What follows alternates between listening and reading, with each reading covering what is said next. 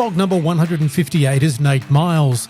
Nate played 32 Origin games for Queensland, putting him sixth on the list for most games played for the state, alongside Greg Inglis and Mal Meninga.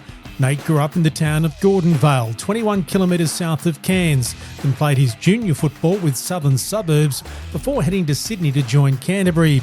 In all, Nate played 234 games in the NRL, finishing his career with Melbourne in 2017.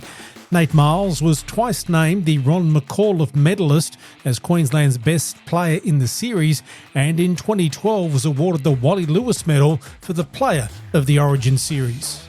Well, Nate Myles, thanks for your time. What does it mean to you to be a Fog? Well, everything, really. It's whilst you don't think about it in your process of trying to get to be an Origin player, once you are an Origin player, you're a Fog. To me, it just runs parallel. It's a terrific family to be a part of. And the more I learned about the Fogs, when I first came into Origin, I just had no understanding of it to one, work out what you've got to do and how you've got to be so almost obsessed with what you're doing, but then to know that once you get that obsession and you get that love and that want for Queensland, you're in that family, but then you break off into another family, so you don't just retire and fall away. Also, to understanding a bit more about Tosser and the values that he had and what he did for people, and this was all created for that reason, and that's why Fogs they're their family. Well, you're not unique in that, like so many of your fellow Fogs, you come from regional Queensland. Tell us about growing up in Cairns and what life was like for a young boy named Nate Myles in the north of the state. Yeah, it was awesome. I had a terrific childhood. The rugby league community in and around Gordonvale, where I grew up, is still really strong.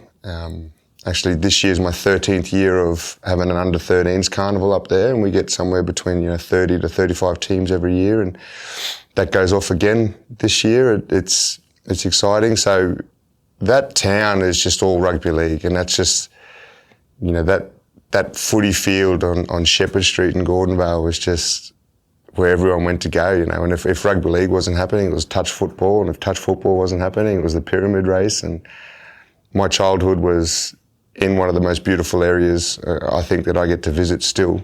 Going home, you asked the question before about holidays, I just love going home for a little bit, preferably around winter because it's so bloody hot. But I love the people. I love the fact that whilst you might not know someone, you still feel like you know them because you can say hello and they say hello. So yeah, my childhood was amazing. My mum was a special person. She raised 4 children that were very lucky to be around each other. When did you first start playing?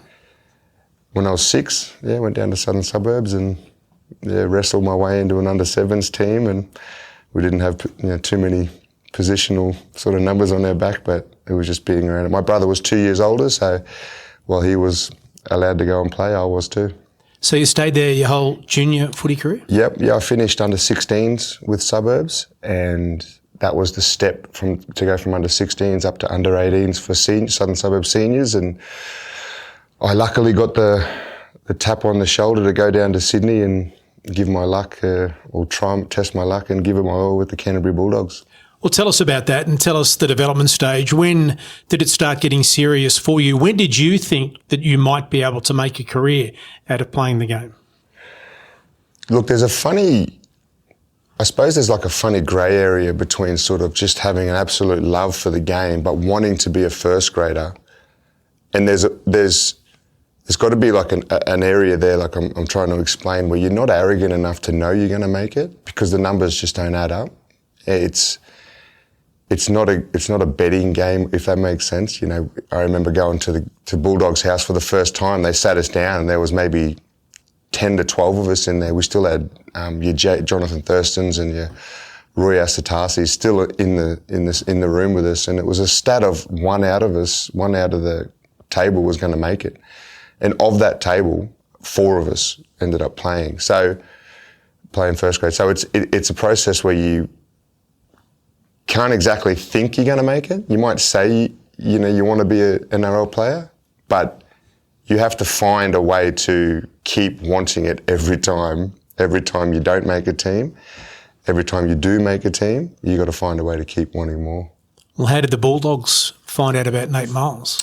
So we had, probably a better answer to that question would be when I was in year 11, I went down to the Confraternity Shield in Yeppoon, and that was probably the first time I felt like I could match it. The year before, I was playing twos, so the seconds team, and I was watching these players, play in Toowoomba at the Confraternity Shield, and I felt there was a gap between what I was able to achieve on the field to what I was watching, and it was the same carnival.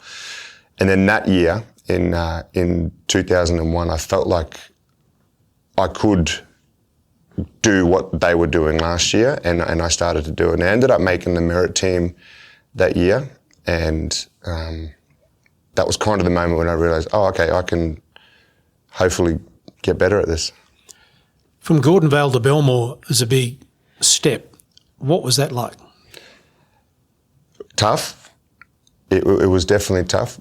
The blessing I had was out of that 2001 St Augustine's Cairns team, 4 of us went down to the Bulldogs. So Lionel Williamson, Lindsay Collins' grandfather, the great man, he was our school coach at St Augustine's, and he knew one of the Hagans down at the Bulldogs. And he sent out a little SOS, and they sent up Mark Hughes, one of the Hughes brothers, Yaz, and he came along and watched us, and he picked up 4 of us out of the one team.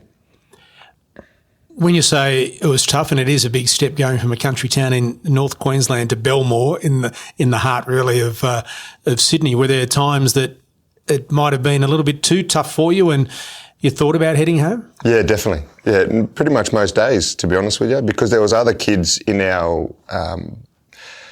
4 York Street house and accommodation that were going. They were leaving. They didn't like it enough to stay, and my mum was the biggest support through it all. She sort of said, there was a pivotal moment actually where I lost an apprenticeship because of rugby, of the footy, where I didn't go through with it. And I had to have a conversation with my mum about it, because obviously her first thoughts as a mother is education and do all that. And I just sort of said to my mum, if you want me to do an apprenticeship, I'll come home and do an apprenticeship.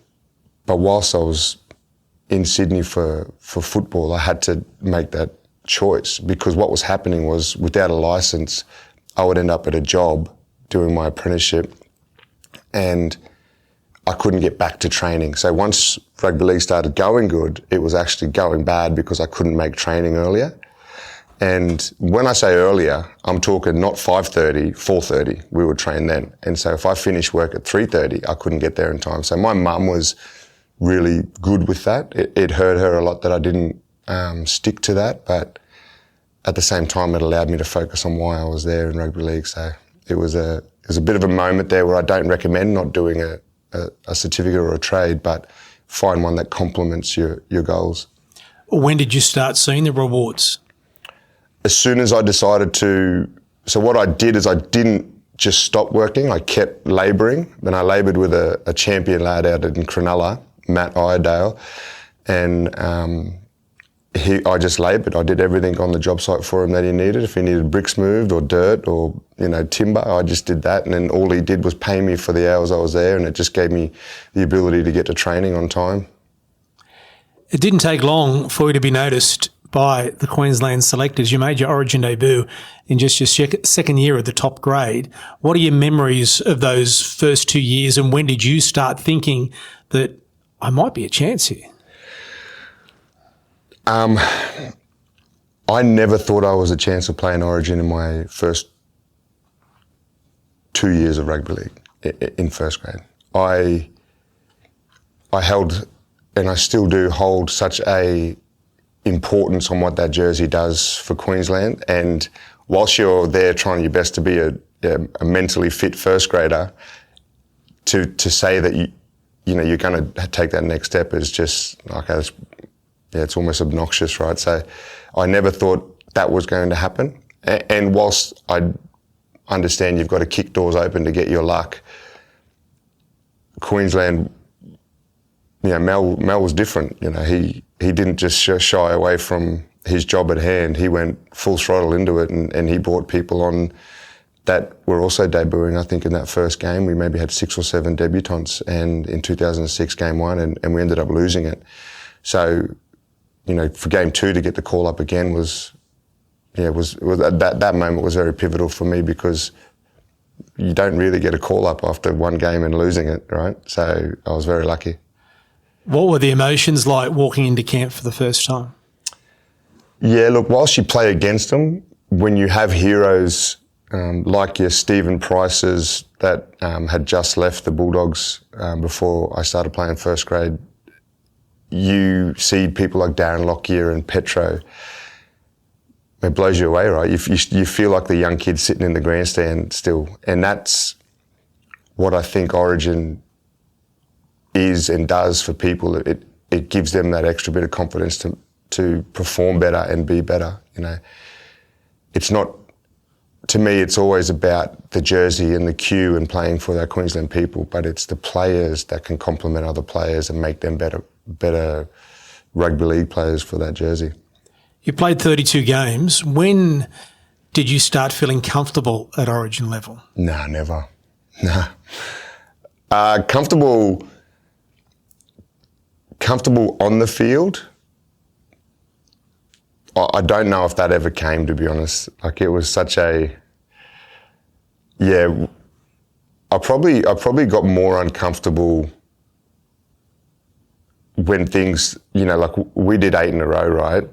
From 2006, and externally you can think people got comfortable, but no one in there got comfortable. I think that's one of the hardest things in sport, is to be the winner or to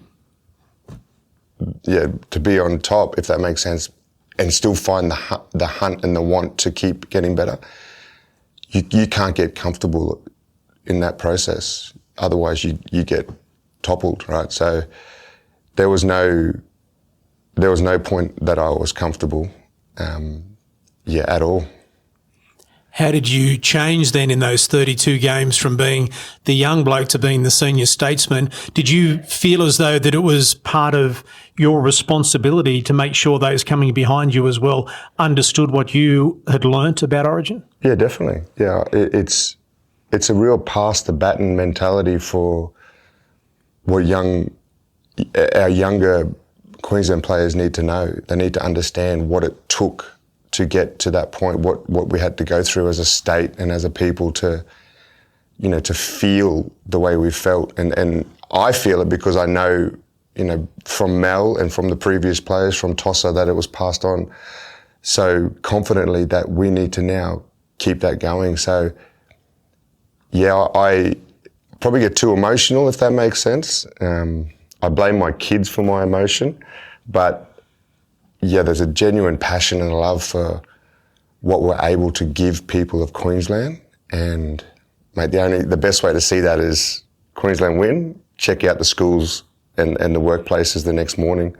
If Queensland lose, check out the schools and the workplace the next morning of Queensland. And it's a whole different world if you get the chance to do it. Is Origin different in that when you get together before game 1, you think about winning the series, as opposed to when you're in a club side, you just wanted to win, don't look too far ahead? Is Origin different in that respect? In that particular 8 straight era, was the focus on winning game 1 or the focus on winning the series?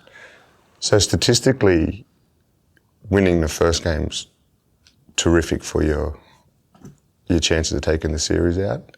There's no other way to look at it as you need to win that first game. And familiarity with your comrades, your other players, depending on, it's a nervous wait. Injuries happen, shock selections happen. It's not your decision as a player. And you do create a familiarity with people. And that's that family style of love that we always had. We used to roll into camp and, like, boys, let's go. It's coffee time. Like, let's go and chat. Because you're right. The professionalism at that level is the week before you played against each other. The next day you could be on a flight together from Auckland into Brisbane, to go into camp together. So you have to create that separation, but that professionalism allows you to do that. And when you are familiar, if you are familiar for the point of you've been in camp for a lot of the series together or games, man, it's amazing. Yeah, it's really good. It must also be amazing to look around on the field, particularly in good times and tough times as well. There's Cam Smith, there's Greg Inglis, you mentioned Darren Lockyer, all these names, Jonathan Thurston. You roll off the tip of the tongue some of the greatest players to ever play the game. It must be so comforting to look around and see that.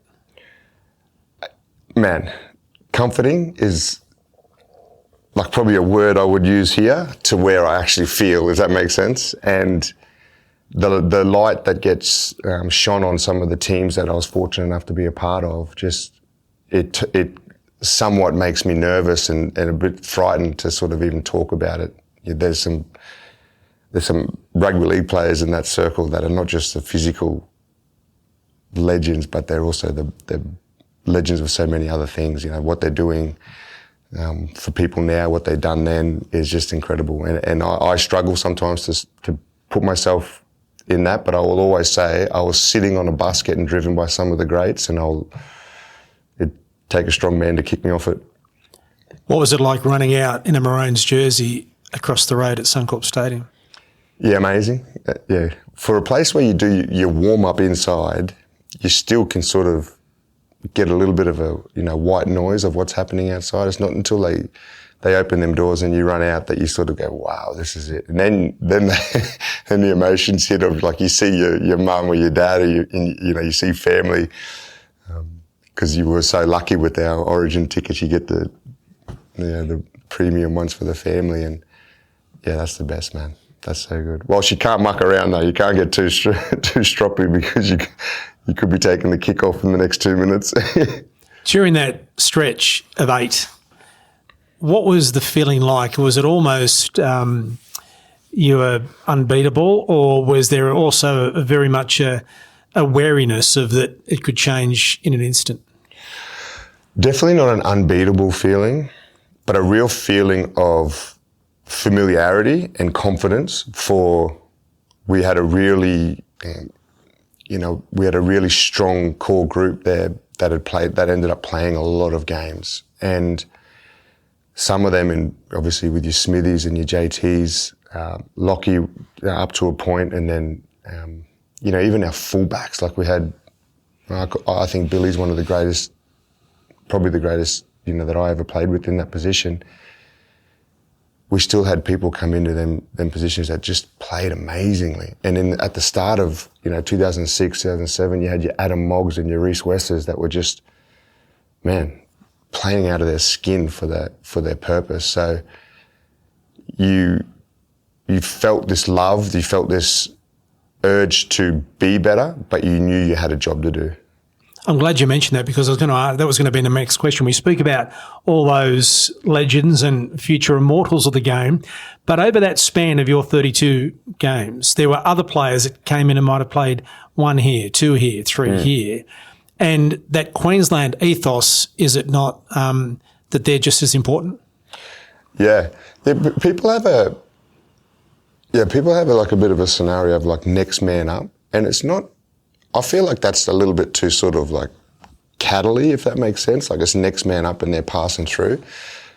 If you're in a position to come in and be up, I feel like you're always up. Does that make sense? In a weird way, I feel like you're always at that level then that's your achievement, that's what you're capable of, and you'll always be up with us. And I don't know anyone that came in, and I'm being terribly honest here, I don't know anyone that came in and didn't go well. Do you know what I mean? There was so many players that came in and they might not have clocked up the games, but when they came in, like I use Matty Ballin as an example. Cameron Smith was the hooker, but Matty Ballin came in and he won. Like that game we won when Smithy wasn't available. But he was amazing in that game. And that scenario, I think it's not next man up. It's like, you're it. Let's go. And they always stay up with us. And I feel like that's what now Fogs is about, is like, that's why you're a Fog. You're up with us. That's what we do. Is there a moment in that career, that 32-game career, that stands out? Oh. Or is that too hard a question? Nah, there's a lot of moments. Definitely a lot of moments. There's probably a lot of moments I forget too. But yeah, I said this a while ago. I felt like Game 2, 2006 was a special moment because that was the official start of our campaign, but it was also the time when a lot of debutants were under, like, you know, we lost. Finchy, they kicked that field goal to win, but I thought I was, without thinking positively, I thought I wasn't going to be back in that arena, and that's what I loved as a kid. So, yeah, I'll go back to Game 2. And it's not more than just getting the call up again. Like, that was the moment where I thought, okay, like, you're given another shot, don't F it up. At the end, at the 32 games, the knowledge you'd banked over those times was obviously great. But was the feeling the same running out in Game 32 as running out in Game 1, even though you're a little bit older and wiser? Did you still have that same inner drive as the young boy back in 2006? Oh, I still had the same inner drive. I don't think physically I could do it. But which is part and parcel of anything now is, mate, we all got an expiry date, right? So I was just super happy to get to where I was there and then. And I didn't get to go out the way that I wanted to. You know, I got dropped. Kevy had to ring me and he dropped me, and to their credit, they won that series, and, you know, they did it on the back of JT's heroics and Smithy leading them around and a bunch of young kids similar to when we come in that stood up and did the job, and a lot of them are still playing now. And the fortunate thing that I have, man, is I still get to be a part of it, and I see what them guys, how they were then to how they are now, is just amazing. I was going to ask you about that. How difficult, how tough was it to not play that first game after your last, if that makes sense? So that was 2017. I retired that year, and for multiple reasons, but weirdly, right, like, I don't handle things correctly at the time. I always look back on things and go, man, what was it? Like, you stubborn, like, what are you doing? But I look at it so differently now. And at the time, I was a little bit, you feel like a little bit, oh, I could still do it. I still have them moments now. I do the interchange on game nights now. But I see what these guys are doing now, and I'm so appreciative of their efforts. Like, what they're physically and mentally doing as players is just amazing. But, you know, back to your question, I still felt like I could do it, definitely. But I'm glad I didn't even try, if that makes sense. I had retired, so last game was in 2017. I retired at the end of 2017, and I felt like it was the right time. 2012 was a big year at the Titans. Then their Player of the Year, the International Second Row of the Year, Dally M Rep Play, all these awards coming away in 2012. 32 Origin matches you played, but never had that grand final success after getting close with the Roosters. Where does that sit? Where does that rankle, the fact that you pretty much achieved everything in the game except one thing? Yeah, the grand final ring's not there, and it is a miss, right? Like, it's definitely a hole well, I'll say it's a hole in me for that reason. You know, I didn't get that. And I'd be silly to focus on what I didn't have, right? Everything that I talk about now, with everything I do, whether it's coaching clinics or mentoring kids, and, you know, that, how silly would I be to talk about what I didn't get? People will make fun of that. That's fine. But there's another process behind it. Like, we went so close in 2010. We had a good run. And I have thoughts on that grand final that I just always keep to myself. And it's not about anything else other than the way I played. I just feel like I didn't hit the mark that day. And I learnt a lot out of that day. And I did enough to myself over that Mad Monday to delete a lot of my memory. But the understanding I have of, I don't need to procrastinate or even think about it, but that still leaves a hole, no doubt. Like, you don't get a grand final ring, you don't get a grand final ring. And Like I said, I like to focus on, I can't focus on that because it just wouldn't be fun.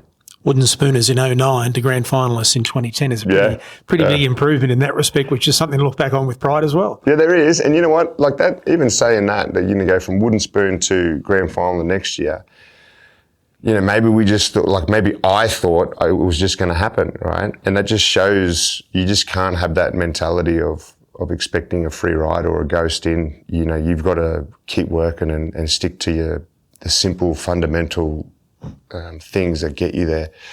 And I always use this scenario. If you ever look at Channel 9 or Channel 7 and they're watching the news and they're playing the NRL training, you see these front rowers and they're just standing there passing and you think, what are they even training? But mate, they do the fundamental, they do the simple things so well now. And that's what you need to fall on when you're buggered and when you're hanging out and you're in the middle of an important moment in a game. You just need to be able to do them small things well. And I definitely don't think I did that on that. Who had the biggest influence on your career? Oh, my mum, yeah, without doubt. So my dad was a terrific footy player and has a lot of, people speak so highly of his footballing ability in A grade up in Cairns. But my mum, yeah, she was everything. She's a special lady. She would have been a great front rower in regards to her mentality. Didn't have the size or the weight, but mate, she was just, she went to every one of my origins. She's the best. What do you reckon that 6-year-old kid that was wandering into Gordonvale and then Southern Suburbs to play in Cairns would have thought if someone said, hey, Nate, you're not a bad player. You're going to go and play over 230 games at the highest level in the NRL. You're going to represent your country and you're going to represent your state in Origin on 32 occasions, level with Melbourne and Greg Inglis. What do you reckon that young kid would have thought? Yeah, I don't know. Like, he would have ran down the shop and bought some lollies, I reckon, real quick. He would have been bloody happy. And when you ask me that question about a young 6-year-old kid in Gordonvale, it just brings up so many memories of people that were involved in the process of getting to it. And you asked me about my biggest influence, is my mum. And I had Lionel Williamson as a school coach who got me my first ever scholarship contract. And I still talk with Lionsy as much as I can, and these people will come into your life for these moments. And it's just when you work so hard to get and achieve something, you think about these people and you find a way to keep that motivation going. So I know if that 6 or 7-year-old kid was in Gordonvale and thought about that thing, he wouldn't have said it was going to happen. And that's where I think you've got to have your dreams and aspirations, but you've got to think bigger as you get older, and you've got to keep moving because everyone talks about one game. Get one game, then what do you do? So you've got to keep moving with it. Well, Fog number 158, Nate Myles, thanks so much for your time and congratulations on a wonderful career. Thank you, brother. Thanks for watching this episode of the Fog's Queenslander podcast. If there's a Fog you want to hear from, leave a comment to let us know. And don't forget to like and subscribe so you don't miss any of our videos.